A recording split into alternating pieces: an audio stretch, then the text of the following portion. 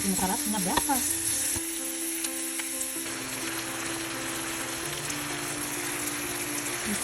Tapos ito yung puntot. Ito yung ating squid. Dalamay.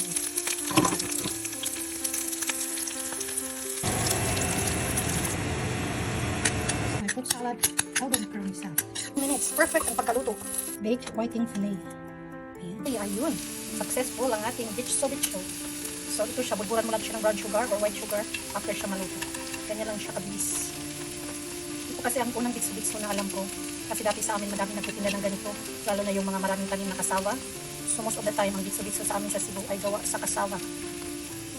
So ito na nga yun. Bitso ni Mrs. G. Cebuano version. Cebu version. Hey. You. Happy birthday to you.